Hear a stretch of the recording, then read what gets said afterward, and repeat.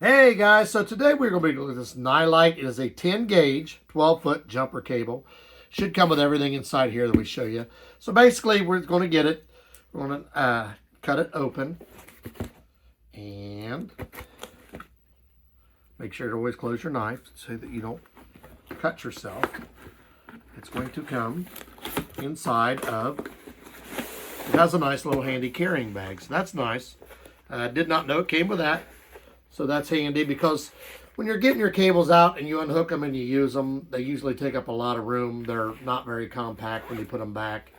At least if this way you can fold them back up into a certain pattern and put them back in the bag. So when we open it up, you're going to see, this is the first time opening, there are gloves. Now you don't have to use gloves, but it is safer if you do so that you don't accidentally shock yourself or jolt yourself. You will look under here. Here is your need help books. You can scan the QR code for service 1 at nilight.com. There is also their website, Facebook, Pinterest, Instagram, and Twitter. And then you have some helpful information of other items that they do sell in here. Headlights, lights that go on your vehicle, a lot of different things that they do sell at nilight.com.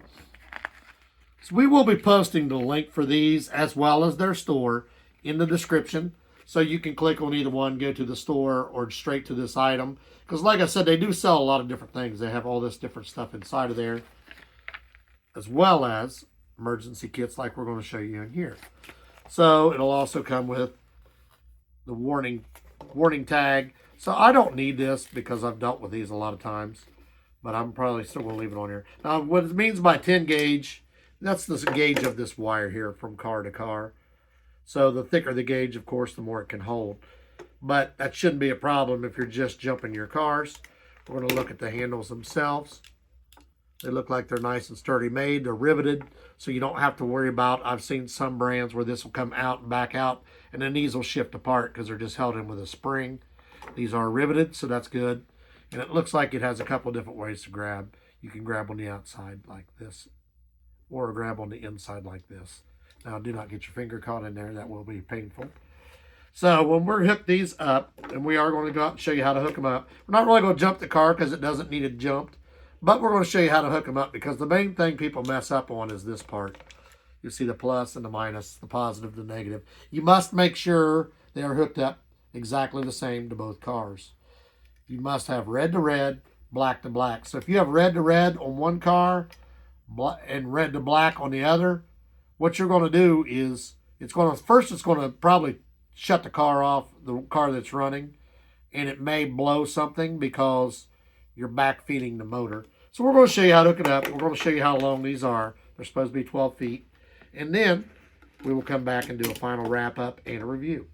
So we have our coat. We have got my gloves on. Once again, I said you don't need to use your gloves, but if you want to be really safe, they are there, so you might as well use them. So you're going to look. Here's what we were talking about as far as hooking these up. You see the plus and the minus. Most batteries will have a plus and a minus on it, but most cars also have this. Older cars, if you get like 70s, they don't have these. But the batteries are usually marked. So you're going to open this up. This is our positive terminal. This is our negative terminal. I'm not really going to jump my car, so I'm not really hooking them up. So what I would do on an older car, these are direct mounts. They usually just have a prong on them, so you could probably put this straight onto the battery.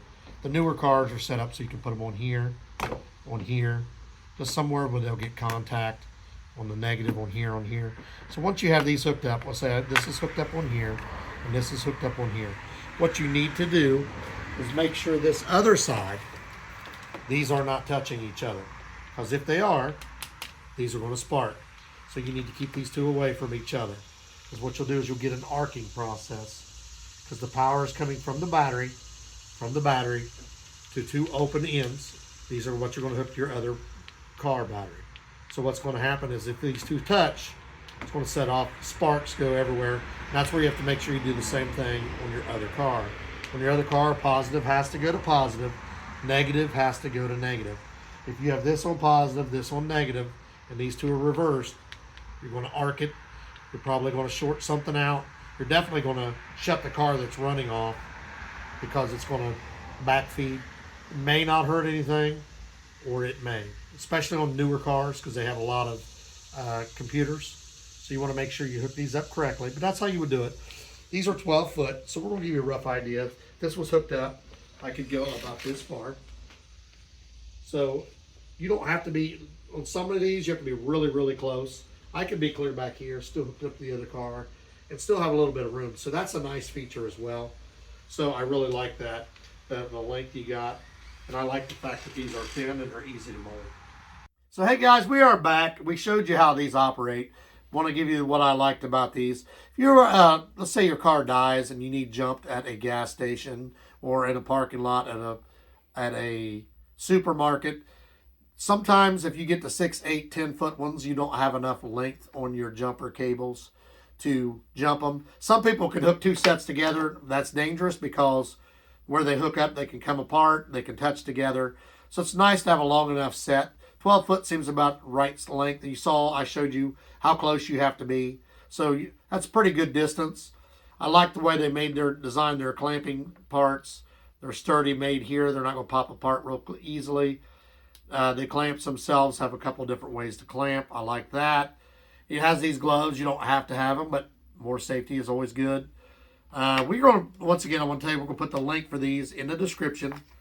And for me, the easiest way to wrap these up is going to be probably just set these like this. And then I will roll them into a ball like this. And then I'm just going to put them back in the bag.